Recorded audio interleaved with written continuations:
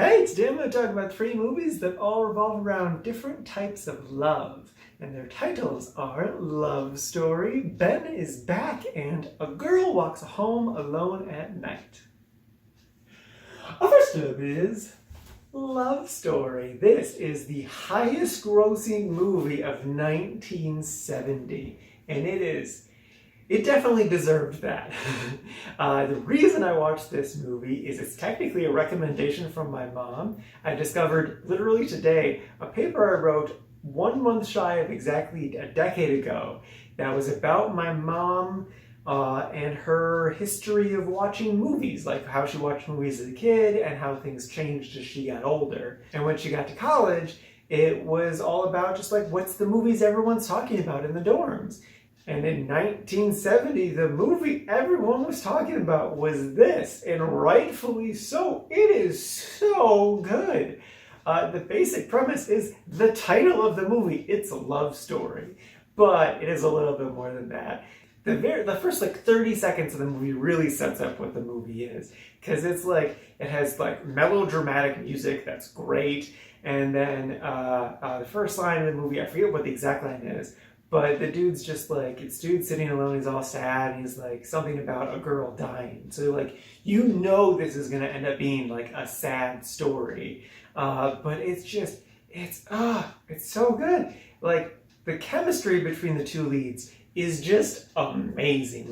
Every time they're together, it's just great. They bounce off of each other so well. They do that bickering thing where they're they're teasing each other, but things maybe get a little serious, but they're not really that serious. And they work so well together. But I love the 2 leads on their own too. The main woman, she's so strong and she's no nonsense, and she knows who she is as a person, and she constantly swears and cusses.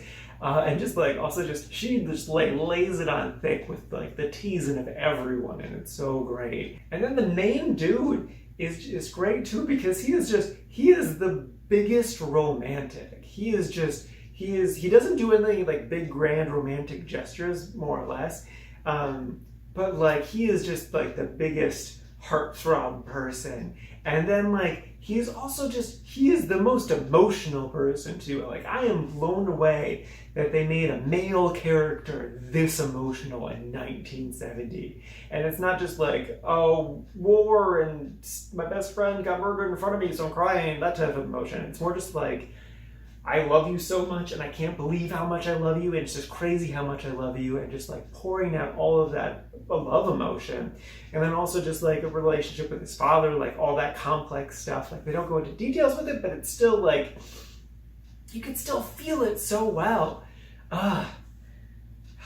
Yeah, it's great. I love this movie so much. I 1000% recommend it. And you can definitely feel how this movie has influenced all movies over the last 50 years. You can feel its fingerprints everywhere.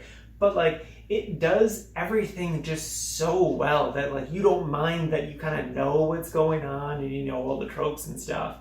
Because it's just they do such a good job with it. And again, their chemistry is just, I love their chemistry. You should definitely watch it. It's so good. Next up is Ben is Back. This is a 2018 movie starring Julia Roberts and Lucas Hedges, and it also features Catherine Newton in it. I just love her a lot. I want to see her in some more stuff, so it's just, yeah. And she's 4th billed in this, so I wasn't sure how much she was going to be in it, but she's actually in a decent amount of it, so I was pleased on that front. But the basic premise is Julia Roberts plays the mom, and then Lucas Hedges is the son. He recently went to rehab for the first time, and this is the first time he's coming back. The movie's just a mixture of all the tension from him coming back for the first time, but also just that relief of, oh, thank goodness my son is finally back, let me hug him and love him so much. But also he's a drug addict, so let me hide all of the jewelry and stuff. The movie is pretty solid. I liked it quite a bit. They did an amazing job keeping the tension all the way through the movie. I was just kind of slightly, literally actually tense the entire time. And I definitely felt for Julia Roberts' character a lot, because she just she wants to love her son so much, but it's, he's making it really, really hard to love him. And I also like the dad character because he's a stepfather.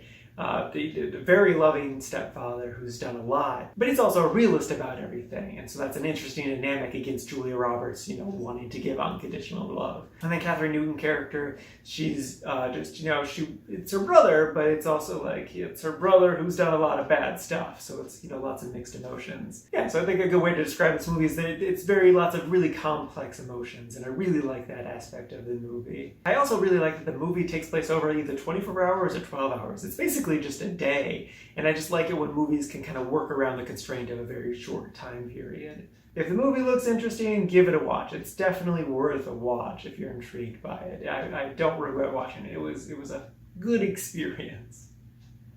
And lastly is A Girl Walks Home Alone at Night. This is a 2014 American movie. It was filmed in California. The story is set in Iran, and it's all in Persian, but it is an American movie. I thought the movie was fine. It's all in black and white, and it's really just about like this boy who's trying to live his life, but there's lots of drugs and addicts everywhere, and then also there's a vampire that, he may have fallen for suddenly. The movie's very slow, and I think would have worked a lot better as a short film, which, fun fact, it actually was a short film.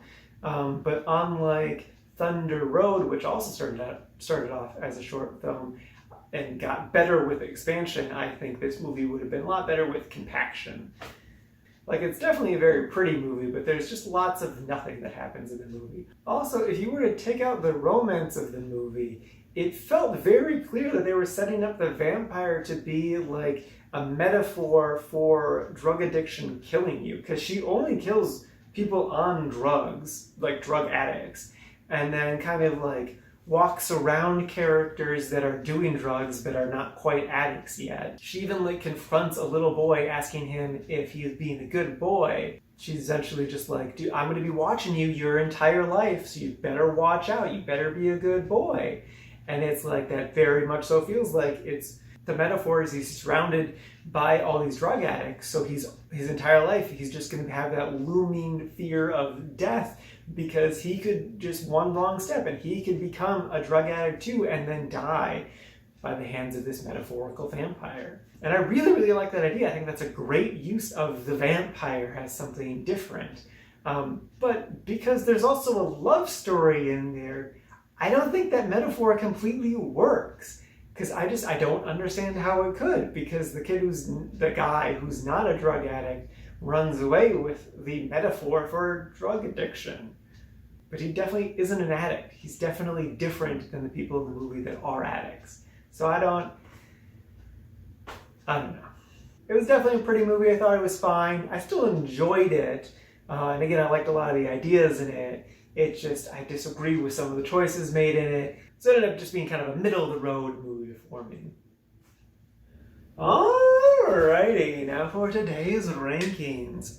First up is Love Story. I loved this movie, and I ended up putting it at number 3 in the really liked category. It beat out Lawrence of Arabia and Judas and the Black Messiah. It had to be, I had to put it above those two, because I connected to it so much. I loved Love Story so much. It's so good. It's so good. Again, recommend the hell out of it. And then secondly is Ben is Back. That's sitting at number 28 in the quite liked category. It's actually near the bottom of the quite liked category. And then bringing up the rear is A Girl Walks Home Alone at Night, and that's sitting at number 37 in the liked category.